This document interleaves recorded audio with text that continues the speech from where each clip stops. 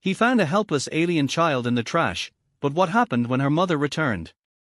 The dropship shook like a blender full of rocks as it entered Zora 9's atmosphere. Lieutenant Jonavir clutched the harness strap across his chest with one hand and his rapidly cooling coffee bulb in the other. The readout on the wall flickered between altitude safe and altitude don't bother praying. Standard-issue Concorde shuttles weren't exactly known for grace, you'd think, with all the planets we've terraformed. They'd invent one without turbulence, he muttered. The pilot, a cybernetically enhanced lizard named Crook, responded with a tail flick and a barely intelligible hiss that probably translated to "stop whining." Jonah had been with the Concorde Peacekeeping Corps for 13 years and had yet to land on a planet that didn't try to punch him out of the sky. 09, with its glowing force and atmospheric static storms, seemed eager to continue the trend. They landed with the gentleness of a thrown brick. Jonah stepped off the ramp into the thick shimmering haze. The sky overhead was the color of bruised apricots and the local vegetation waved lazily even though there was no breeze. Strange tentacled plants blinked at him from the underbrush. Something chirped nearby, a series of musical notes that sounded suspiciously like an old Earth ringtone. He looked down at the device on his wrist. Great, I've got signal but no messages, even the void ignores me. His mission was simple, at least on paper: establish a communication link with the Zurian Council, assist with defense logistics, and above all else don't offend the locals. They had delicate egos and even more delicate tentacles. Apparently the last officer assigned here tried to salute the High Emissary and accidentally poked him in the eye. Galactic incident, lots of paperwork. Jonah vowed to keep his hands firmly at his sides. He moved into the clearing where the local contact was supposed to meet him. His boots crunched softly over the glowing moss that emitted a faint lemony scent every time he stepped. A stone monolith loomed nearby, etched with swirling runes that made his translator implant sweat. He'd seen ancient languages before, but this one practically judged him for not being fluent. Then he heard it, a laugh, high-pitched, innocent, and coming from somewhere behind him. Jonah turned, hand reflexively moving to the pulse pistol on his hip, but what he saw didn't warrant a weapon. A small girl stood just beyond the reach of the moss light, blinking up at him. She couldn't have been more than 7 or 8, with large violet eyes, luminous skin faintly tinted sky blue, and hair like woven night sky, and ears long, delicate, almost elvish ears that twitched slightly with every sound. She stared at him like he was a sunrise. Then she said it, clear, certain, and loud enough to make a flock of flying fish startle from the treetops. Mom, finally my father has come. Jonah blinked once, twice. He looked around, fully expecting someone else to step forward, maybe another soldier, a local, a reality technician, to inform him this was some kind of prank. "A kid, I think your translator is having a meltdown." She didn't move, just kept staring, a smile so wide it could have been powered by its own energy core. Then she ran to him, actually ran, and flung her tiny arms around his waist with the kind of force usually reserved for gravity slingshots. "I've been waiting so long," she said, muffled against his jacket. "Mom said you'd come when the stars blinked 5 times. And they did." I counted. Jonah tried very hard not to panic. Okay. Hold up, first of all, I'm not a dad. Second of all, I'm definitely not your dad. And third, your mom told you what now? She pulled back, still grinning, that you'd be confused. She said you wouldn't remember at first because time is funny and dads get lost in the loops. Jonah knelt, rubbing the back of his neck. This was not in the mission briefing. "What's your name, kid?" "Lunar," she said proudly, "like the moonlight. That's what Mama said. I was born during the singing moon, right when the vine started to glow red." Sounds festive. He looked around again, half expecting a camera drone to pop out and scream, "You're on Galactic Prank Files." "Nothing." "Okay, Lunar, do you happen to know where your actual mom is, or maybe someone slightly taller who can explain this mess? "She's with the stars now," Lunar said with the bluntness of a child discussing something much too big. "But she said if I stayed by the remembering stone you'd come, and you did." Jonah sighed and muttered, "I knew I should have taken that transfer to the space station over Jelfar Prime. They've got breakfast burritos and zero emotional blackmail." Lunar tilted her head. "What's a burrito?" "Tiny edible spaceship of joy. I'll explain later." She held out her hand. "Come on, you need to see the place where I sing to the roots. That's where their memory echoes are strongest." "Of course it is," Jonah muttered. "Why wouldn't it be?" Still he took her hand. It was small, warm, and unnervingly trusting as she led him deeper into the forest past trees that shimmered with internal light and stones that hummed when stepped on. Jonah's mind spun faster than a warp engine. She thought he was her father, and he couldn't shake the feeling that somewhere somehow a version of that statement might be true. He stopped walking when a flower the size of a hover car sneezed luminescent spores in his direction. Okay, one more weird thing. And I'm demanding a refund from the universe. Aluna giggled, you're funny. Yeah, well, you get one defense mechanism in life. Mine's sarcasm, yours is apparently existential confusion. And with that they disappeared into the glowing forest, one little girl dragging a confused soldier behind her toward a truth tangled in time, memory, and something dangerously close to destiny. The outpost looked like it had been assembled by a drunk committee of engineers arguing over blueprints. Written in 3 different alien dialects, one section gleamed with smooth alloy and state-of-the-art Concorde tech, while another was stitched together from what appeared to be crashed shipping containers and hoped the central tower had a permanent lean, like it was just a bit too tired to stand all the way upright. Jonah had never loved a building before, but this one might be his soulmate. A lunar skipped beside him, humming a tune that seemed to harmonize with the base's ambient noise generators. Every few steps she'd glance up at him as if to check that he was still there. Her long ears twitched in tandem with each syllable. If this was an elaborate prank, the kid was seriously committed. Jonah admired that in a weird, slightly unnerved kind of way. The gate scanner chirped as they passed through. A trio of Concorde officers stood nearby, sipping nutrient packs and looking like they'd lost a bet to be stationed here. One of them squinted at a lunar, then at Jonah. Lieutenant Verk, the officer said slowly, is that a local child? No, it's a hallucination caused by rehydrated rations and unresolved emotional damage. Jonah replied without missing a beat. What do you think? The officer blinked. You're joking, right? I wish I were. He marched straight to command, a lunar trailing behind with the unshakable confidence of someone certain they belonged exactly where they were when they entered. The lights flickered dramatically as if the station itself were bracing for what was coming. Commander Zurich looked up from behind a stack of data pads. Zurich resembled an oversized bipedal beetle that had won a bodybuilding competition and immediately retired into a life of bureaucracy. His mandibles clicked in agitation. You are late, Zurich said in a voice like grinding gravel. I had a slight detect involving spontaneous paternity, Jonah said, gesturing toward a lunar. Zurich stared. His antenna twitched. Is that a euphemism? Nope. Real kid, real confused, thinks I'm her father. Also her ears wiggle when she lies, so she's either very honest or a top-tier con artist. A lunar stepped forward, peered up at Zurich with wide eyes, and said, are you his boss? You look like a beetle. Zurik's mandibles twitched again. Your offspring is perceptive. She's not my look. I don't know why she thinks that she just appeared. Declared a shocking level of attachment, and now I'm involved. Zurich pointed a clawed finger at a chair. Sit the child too, we will sort this. Jonah collapsed into the seat with a groan. A lunar climbed into his lap uninvited and began poking at the insignia on his jacket. So shiny, she whispered. Are you important? I'm barely functional, Jonah said. Zurich activated the comm link and summoned the base's science officer, a jittery botanist named Creel, who once tried to catalog Jonah's leg hair as a new type of moss. Creel entered with a data pad the size of a small table and visibly recoiled at the sight of a lunar. Oh no. Creel muttered, oh no, that's a Zuran human hybrid if I've ever seen one. The ears give it away, and the eye luminosity and the emotional stability. That's not pure human, thanks. And Jonah said, my fragile ego needed that. Creel waved the scanner near a lunar, who giggled when it beeped. The readings came up full of contradictions. Genetically she was about 70% Zurian, 25% human, and 5% something unclassifiable. Jonah asked, what does that mean?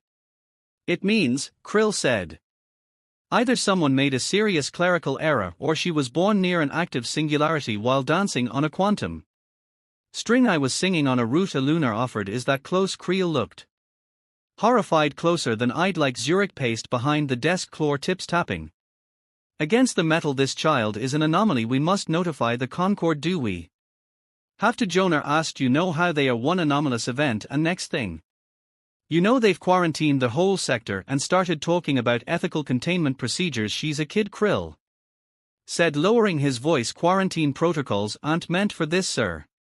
Mandibles clicked twice. Then it is your responsibility, Lieutenant Verk. You found her, you deal with her. That's not how responsibility works. It is now. Jonah looked down at a lunar she had curled up like a sleepy cat, head resting against his arm, completely oblivious to the political implications of her existence. Well, he sighed, guess I'm a dad now.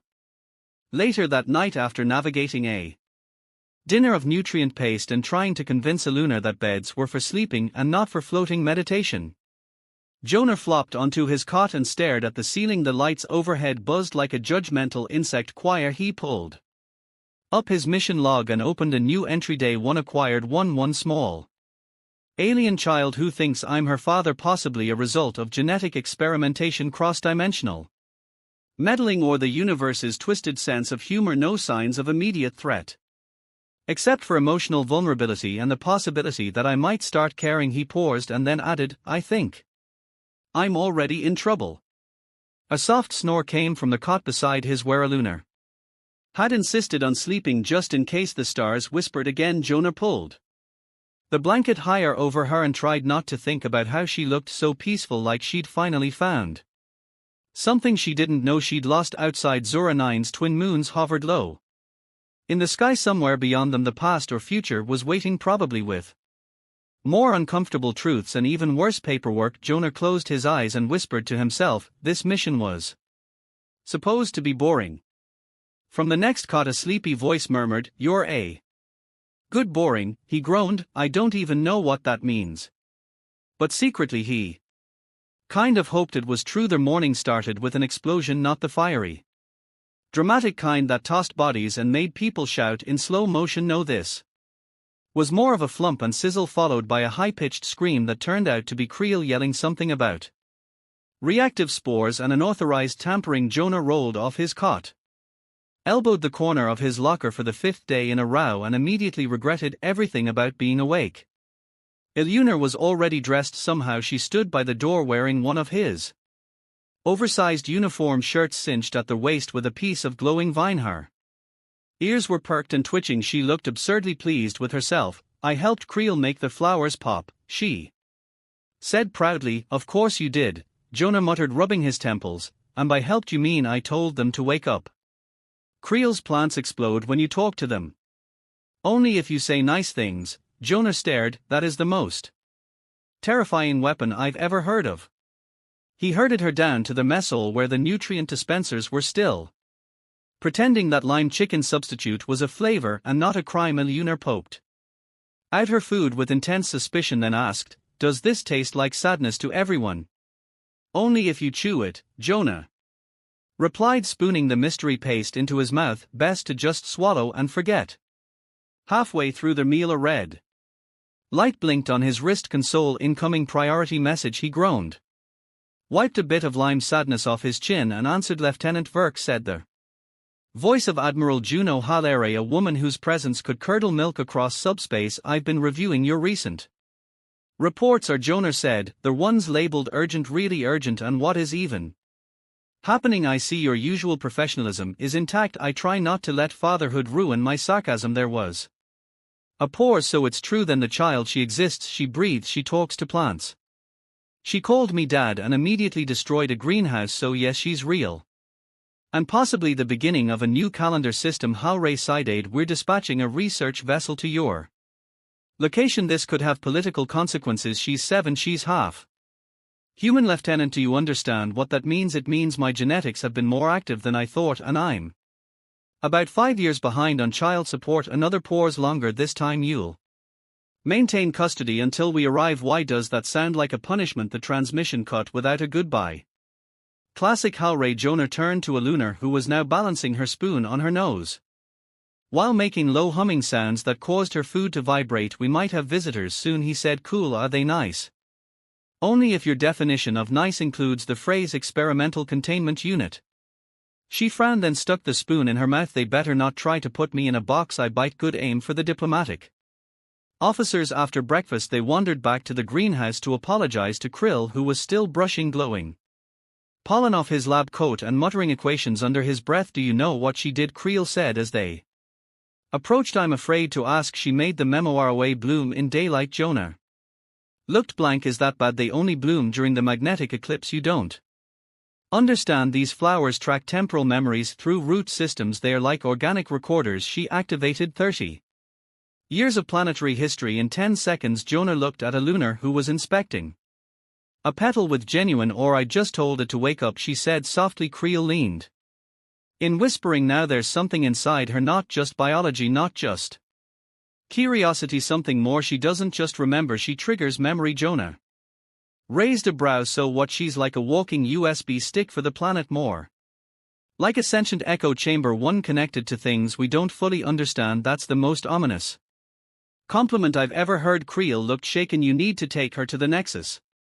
Jonah blinked. The Nexus, the giant pulsating crystal thing buried under the northern ridge. Yes, that one. You want me to bring a 7-year-old anomaly to a potentially unstable psychic relic? She might be the key, Jonah. It reacts to consciousness. She might unlock its memories or answer some of our questions about hers. Jonah rubbed his temples. Again, I'm starting to think I should have just let her keep floating in that forest, but he agreed, mostly because if Lunar was tied to something bigger, it would be better to find out before the Concord's big wigs showed up with their containment drones and moral superiority. And if nothing else, maybe the Nexus would explain why she looked at him like he was the only real thing in the universe. They left at dawn the next morning after a lunar packed her adventure bag, which consisted of 3 rocks, a glowing twig, and something she claimed was a crumb of a dream. Jonah packed water, a weapon, and a half-hearted sense of optimism. The trip to the ridge took half a day, during which a lunar narrated every step like she was hosting an interstellar travel show. And here, she announced, gesturing at a glowing puddle, we have the rare slime of disappointment. It smells like broken promises and socks. Jonah chuckled. Despite himself, you should write for the travel logs. I already do, she said without irony, but I use a pseudonym. By the time they reached the Nexus entrance, the sun had dipped low, casting long shadows across the stone. The entrance shimmered faintly like heat rising from cold metal. Jonah paused, looking at the crystalline spiral embedded in the ground. The last time someone touched it, their brain tried to leave their body through their ears. Are you sure about this? He asked. A lunar stepped forward, placed her hand on the crystal. It didn't flash, it didn't hum. It sang a low, resonating tone that vibrated through the air like a heartbeat in a dream. Lights pulsed beneath the stone, spreading outward in spirals. Jonah's knees buckled in his mind. For a split second, he saw a vision, a woman with long ears like a lunar's, laughing under the twin moons, holding a child, kissing him. The image vanished. He gasped. A lunar turned to him, her eyes shining with tears. You do remember, she whispered. He wanted to deny it, wanted to laugh it off like every other weird thing that happened since landing, but he couldn't. Because for one fleeting, impossible moment he had remembered holding her. Long before he ever arrived, long before she called him dad, and the crystal kept singing. Jonah didn't scream. That felt important. A lot of people scream when exposed to psychic relics that rearrange your memories like furniture in a rental apartment, but Jonah had matured over the years. He'd learned to swallow his horror, take deep breaths, and file traumatic existential revelations into a mental drawer labeled deal with later. It was getting a bit full lately. Lunar stood at the center of the spiral, her hands still resting on the crystal. Her ears twitched in slow rhythm with the pulsing light beneath her feet. She wasn't smiling. She looked older, not in face. Her cheeks still held that soft roundness of childhood, but in the way she stared into the Nexus, like someone watching an old friend finally wake up. You okay, Jonah asked, his voice scratchy. That's the same noise you made when you fed Krill's plant a rock and it exploded. It liked the rock, it said. It was crunchy, not a quality I usually look for in breakfast. She finally turned, letting her hand fall away. The glow dimmed instantly, retreating into the depths of the stone spiral like embarrassed bioluminescence. She blinked up at him. You saw her? Yeah. Jonah sat down, legs wobbly. Yeah, I did. She was happy. Lunar said, before. He didn't ask what before meant. The tone in her voice suggested that asking would unlock another memory drawer, probably one labeled extra nightmares. Instead, he handed her a ration bar. She took it, sniffed it, and said, tastes like polite cardboard. It's a Concord delicacy. They sat together for a moment in companionable silence. Birds chirped overhead, though given the planet's eccentric fauna, they might have been intelligent insects mimicking birds for tax purposes. Jonah stared at the sky and tried to breathe. Okay, he said eventually, so you're not exactly Normal. A lunar nodded. Yep, you talked to plants, you activated an ancient psychic crystal, you triggered one of my suppressed memories which may or may not involve an alien romance I have no recollection of initiating. Don't forget I bite diplomats right that too. She finished her bar, crumpled the wrapper and tucked it neatly into her bag. You're not exactly normal either. He looked at her. I'm extremely normal. I passed the military psychological profiling with flying colors, mostly because I lied, but still no, you're not, she said with absolute certainty. You're hiding but something and you woke up too. Jonah groaned. Please don't say that. That's the kind of line that leads to unwanted quests and unnecessary flashbacks. They headed back toward base in a silence filled mostly with Jonah's quiet grumbling and a luna's habit of naming every rock they passed. That one's Gary, he likes clouds. That's Linda, she thinks you should comb your hair. When they arrived, the base was bustling in a way that immediately set off every warning bell, and Jonah's head shuttles circled overhead. Concord banners flapped from hastily erected antennae, and standing in front of the command tower like judgment in human form was Admiral Halrek, arms crossed, mouth pinched into the expression of someone who had expected a simple mystery and instead found interpretive dance and emotional vulnerability. Well, she said, I see you brought her back in one piece. Jonah nodded. And I didn't even lose a limb unless you count my sanity. Halrek's gaze flicked to a lunar. She's smaller than I expected. I'm told she's emotionally compact. A lunar stepped forward, squinting at the Admiral. Are you the one who wanted to put me in a glass box? Halrek blinked. I wouldn't phrase it quite that way, I would, Jonah said helpfully. The Admiral sighed. We've scanned her records. There's no documented genetic match with any human officer currently listed in our logs, and yet her DNA shows clear markers of human lineage that, combined with your memory echo report, suggests something unprecedented. Jonah raised an eyebrow. Unprecedented like get promoted and immediately transferred to a beach planet, or unprecedented like convenient amnesia and mandatory ethical inquiry? We don't know yet. That's not comforting. The Admiral turned to a lunar. What do you remember? A lunar frowned, ears drooping slightly. Some things, not all. My mother said you were coming, that I just had to wait, that you wouldn't remember until the world needed you to. Jonah blinked. That is the most unhelpfully mystical answer I've ever heard. It's what she said. Iluna looked at him, something ancient and knowing flickering in her gaze. But you're waking up now. You'll remember more again. Really wish I wouldn't. Halrek gave them both the kind of look usually reserved for children trying to explain how they crashed a spaceship using only string and optimism. Until we figure out the full scope of this situation, she stays here with you because I'm such a beacon of stability, because Hal said she trusts you, and I suspect you're already more involved than either of us can understand. Jonah didn't argue. He knew she was right. Knew at the moment he looked into that crystal and saw a face he didn't know he'd lost. Knew it every time Iluna reached for his hand without hesitation. Later, in the quiet of the barracks, Iluna lay curled on her cot, eyes glowing faintly in the dark. Jonah sat nearby, scrolling through decades of mission logs, hoping half desperately for something, anything that could explain her. You were there, she said softly. Not looking at him. Before I was born, was I a good man? She turned her head toward him, ears low and still. You were tired but kind. She said. You made her laugh. That your jokes were terrible, but they made the stars feel less lonely. Jonah chuckled quietly. Well, at least I've been consistent. She sat up. Serious now. You left because you had to, but you came back. That's what matters. I don't remember choosing to leave. You didn't, she whispered, but you'll remember why soon. He stared at her, heart thumping. Outside, the sky shifted as a storm rolled in, electrical clouds glowing faintly blue, flickering like old memories. Jonah opened a new log entry. Day 4. She activated a relic older than our records. She showed me a woman I might have loved in a time I can't recall. I don't know if I'm her father by blood or by fate, but I keep looking at her and thinking maybe it doesn't matter. Maybe she's not here to remind me of who I was. Maybe she's here to show me who I'm supposed to become. And beneath that, almost as an afterthought, also she tried to teach the comms panel to sing it now. Screams when you press send. The comms panel still screamed every time Jonah tried to send a message. It let out a sound like a haunted opera singer getting kicked in the chest. The tech team insisted it was a wiring issue. Iluna said it just didn't like being rushed. Jonah tried not to think about What it meant that their primary communication system had developed performance anxiety. It had been 3 days since the Nexus event, and Jonah had done everything short of meditating in a float tank to make sense of the memory that had surfaced. The woman in the vision, Alunar's mother, remained a ghost. Stitched into the edges of his mind, he saw her sometimes when he blinked too long, felt her laughter hiding behind his own when Alunar said something ridiculous, but the memories didn't return in a flood, they trickled in like bad reception on an old transmitter, brief, fragmented, and always just out of reach.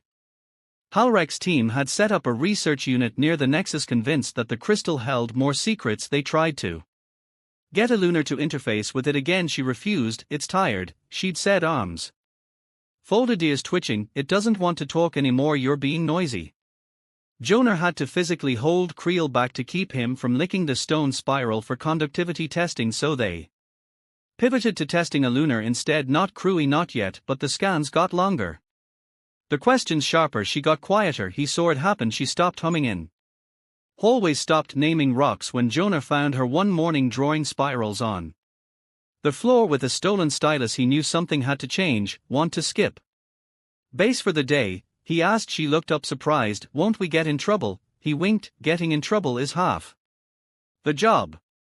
They stole a rover, not the big kind with external weaponry and corporate tracking, but one of the old Recon models, something squat and stubborn that smelled faintly of mildew and recycled Victory. Jonah set it to manual and let Alunar pick the direction. They drove for hours over terrain that grew wilder with every kilometer. Their trees thickened into clusters of glass-bark towers, leaves fluttering with colors that hadn't yet been assigned names. Jonah let her talk. She told stories that made no sense, references to dreams and moons and cities that didn't exist, or maybe had existed once in someone else's time. He didn't interrupt.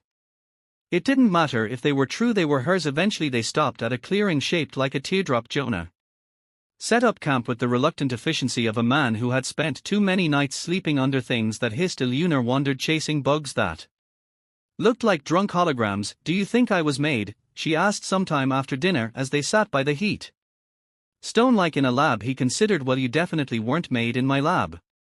Mine mostly makes coffee and regret. She grinned, then went serious again. But I don't look like anyone. I mean, my ears are weird, my eyes are too big, and people stare. You think people don't stare at me? I'm a single man raising a glowing girl on an alien planet with PTSD and a sarcastic comms unit. I'm fascinating. She laughed quietly, but it was real. He leaned back on his elbows. You want their truth? She nodded. I don't know how you got here. I don't know how I forgot your mother, or how we ever met, or why the Nexus decided to throw our brains in a blender, but you're real, you're mine. However the universe decided to arrange it, that's enough for me. She didn't answer, just crawled into his side and rested her head on his shoulder. He stayed like that for a long time, until the stars came out and began to flicker. Not with cold light, but with slow, deliberate pulses. Are the stars talking? He whispered. They're listening, she said. They don't speak unless it's important. Great, so we've moved from psychic relics to judgmental constellations. She looked up at him. You're getting funnier. I'm also getting older. It's a package deal. They returned to base the next day to find it in chaos. Not the paperwork emergency kind of chaos, but the someone's tampered with the power grid, and now half the labs are full of screaming mushrooms kind. Halrek greeted him at the gate, looking like she'd aged 10 years overnight. Good news or bad news first? Jonah asked, dismounting. I don't know anymore, she said. Everything's bad, but in different languages. She handed him a data slate. He skimmed it, frowned. These readings are from Alunar. They are not from Alunar, they are from the planet Jonah. After she touched the Nexus, something changed. Energy pulses have been detected across multiple sites. Geological formations are reconfiguring. Plant life is reorganizing itself. Jonah blinked. Reorganizing how? There's a fern near the western perimeter that spells the word hello in 12 different dialects, and it wasn't there yesterday. He looked at Alunar, who was holding a beetle and teaching it to tap dance. She's waking it up, he said quietly. Halrek nodded. That's what we're beginning to think. So now the planet is alive. We've always suspected it had a form of awareness, but this is a leap. She's not just connected to it, she's part of its design. Jonah stared at the slate again. This isn't just about memory, is it? No, Halrek said, this is about inheritance. Later that night he found Eluna asleep in her cot curled around a small glowing rock she insisted was dreaming. He sat beside her and watched the slow rise and fall of her breath. He remembered the vision again, her mother's face, the touch of her hand, the way her voice echoed through time like a song. Half remembered there were still gaps, still questions, but something had shifted. Not everything needed an explanation, not right away. Sometimes it was enough to listen even if the stars hadn't started speaking just yet. Jonah woke up to the soft but unmistakable sound of humming, not Eluna's usual half-sung nonsense about sentient snacks and emotionally damaged trees. This was different, low, melodic, and layered like a choir made of weather, the kind of hum you could feel in your teeth. He sat up in the barracks, hair standing on end, the air vibrating around him like the whole planet had forgotten how to whisper. "Eluna," he called softly, glancing toward her bunk, empty. The sky was purple, not the sunrise on an alien world kind of purple, but the you just broke the laws of physics, and now the color wheel is panicking kind. The air shimmered with threads of light, too organized to be random and too chaotic to be deliberate. Jonah had the distinct and unwelcome feeling that reality was thinking very hard about rearranging itself. He ran out the door in his undershirt and boots, which would have been embarrassing if anyone else were conscious. The bass was still, machines hummed in sleep mode, doors hissed gently, waiting to open. Creel dangling upside down from a low-hanging pipe gave him a groggy wave and muttered something about banana court-martials before going back to snoring. He found Eluna at the center of the compound, standing perfectly still in the grass. Her eyes were closed, her arms stretched slightly out at her sides. Light flowed around her, not from her but around her, like the planet was leaning in. "Eluna," he called, running up. She opened her eyes slowly. "It's okay," she said very calmly, which was always a red flag when a child said it while being actively caressed by space magic. He knelt beside her. "Define okay. The planet's trying to talk, it's just loud. Tell it to use its inside voice." She tilted her head as though listening, then nodded. The hum dropped several octaves and quieted. Jonah's spine stopped vibrating like a tuning fork. "I think it likes you," she said, patting the grass. "Tell it I'm flattered, but I'm already in a complicated relationship with caffeine and unprocessed trauma." She sat cross-legged and pulled a thin strand of light from the air. It rippled in her fingers like water. "It remembers her," she said. "My mom." Jonah took a deep breath. "What does it remember?" Eluna closed her eyes again. "That she came here before the Nexus was found, that she touched the core and helped it sleep. That it gave her something in return." Jonah stared. "Wait, you mean the planet gave her you?" Eluna blinked at him. "Sort of. I'm not a science experiment, you know. I'm more like an echo, but with snacks. An echo with snacks that clears everything right up." She grinned. "You always say things like that." "You did before." He looked down. "I wish I remembered. I wish I could see her face again and know it, not just feel it." "She gave me your name," Eluna whispered. "She said you'd come that one day. I'd see your face and I'd know." He sat beside her in the grass, the light dimmed slowly, coiling into the soil. Above them the sky returned to a more reasonable shade of existential blue. "I'm still not sure I deserve any of this," Jonah muttered. "Deserve what? To be someone's father? To matter this much to a world I don't understand? To you?" Eluna plucked a glowing blade of grass and twirled it. "She said you'd think that. She said you'd get all broody and noble. She told me to hit you with something heavy if it got annoying." He stared at her. "That does sound like her. I already picked out a rock that also sounds like her." They spent the rest of the morning watching the wind move in patterns that weren't quite natural. Birds flew in perfect spirals. Trees leaned toward the same point in the sky. Jonah had a vague feeling something was aligning, which was never a good sign in a sci-fi context. By afternoon, Halray had regained consciousness barely. She emerged from her quarters with a face like someone who had tried to sleep through a cosmic event and was deeply offended by the universe's lack of courtesy. "Report," she rasped. "Reality hiccuped," Jonah said. "Eluna is a planetary tuning fork. The grass gave me relationship advice." She pinched the bridge of her nose. "Anything useful?" "Depends. Do you consider emotional healing useful?" "No." "Then I've got bad news." Halrek eventually sat down with Eluna and conducted what Jonah generously described as a gentle debriefing, which in practice meant asking a lot of questions while Eluna fed a squirrel-shaped plant creature half a muffin. "What exactly are you, there?" Admiral finally asked. "I'm me," a lunar said, but also I think I'm something my mom and the planet dreamed up together, not quite human, not quite native, but something possible. Halrek was quiet for a long time. If that's true, then you're the first hybrid of your kind, which means you're a diplomatic incident waiting to happen. Jonah raised a hand high. Father of the incident here, you're also a Concord soldier. That gives us a claim.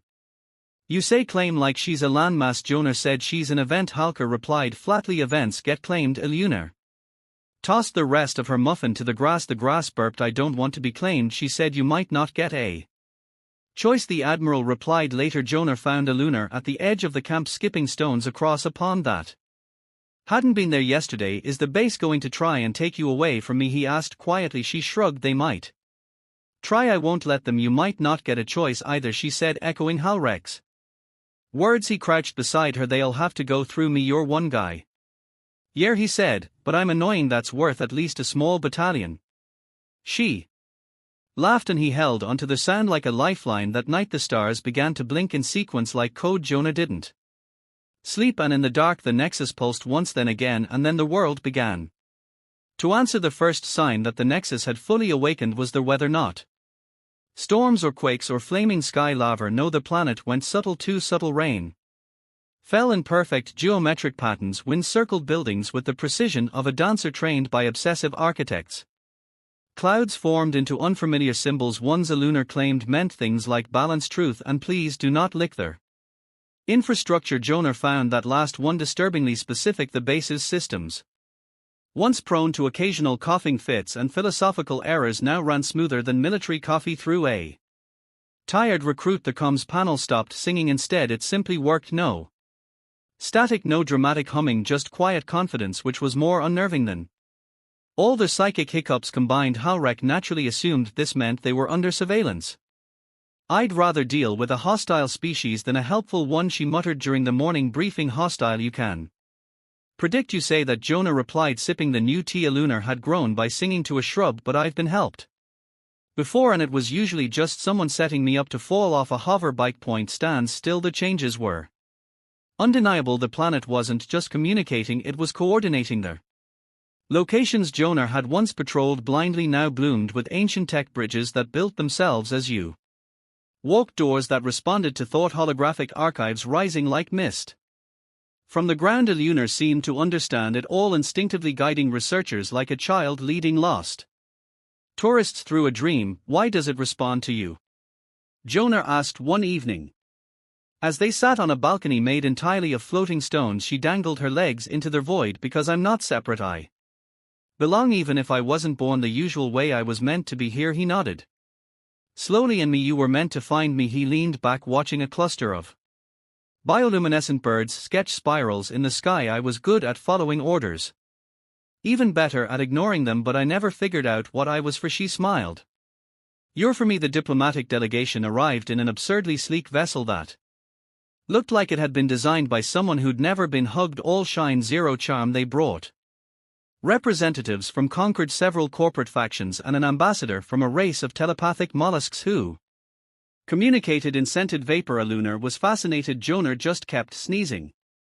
Halray stood like a barrier between a lunar and the world. Jonah stood like a wall beside her. The negotiations began with usual flair, posturing, power grabs, and more acronyms than actual sentences, but then a lunar stepped forward, glowing slightly, her voice impossibly calm. I'm not a secret to be kept, she said, not a tool, not a threat. I'm a bridge, and bridges don't belong to anyone. One of the corporate envoys scoffed. And who gave you the right to say that? A lunar tilted her head. The planet, my mother, my father. Jonah tried to act cool, but he may have teared up a little. The mollusk ambassador emitted a warm smell of cinnamon and slow applause. The others fell into silence. Over the next days their tide shifted, not all at once, not easily but steadily. The Concord agreed to treat the planet as a sovereign entity with a lunar as its voice. Corporate interests grumbled and retreated to safer investments, muttering about unpredictable biology and excessive poetry. Halrek took it in stride. You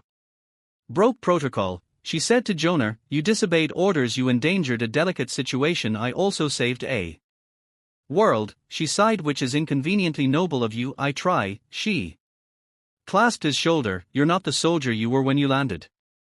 No, he said, I think I'm finally something else. In the weeks that followed, Jonah stayed, not out of duty, not out of guilt, but because for the first time in his life he wanted to stay. He helped build a new embassy, one that looked like a tree and hummed like an old lullaby. He worked with local scientists, taught young cadets how to dodge responsibility with style, and learned to cook with ingredients that occasionally blinked at him. And Lunar grew not just taller but brighter. She asked questions about stars, about ships, about music. She laughed more.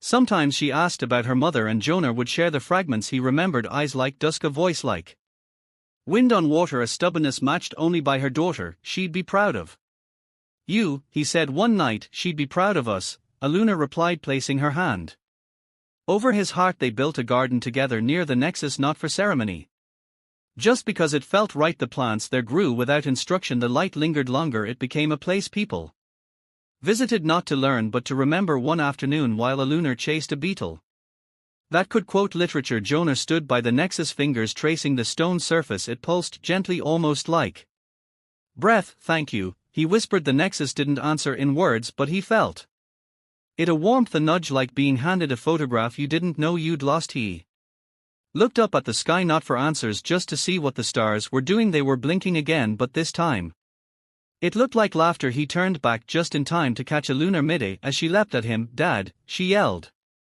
Grinning, he staggered, then held her tight. I've got you, he said, and this time he meant it with every piece of his soul.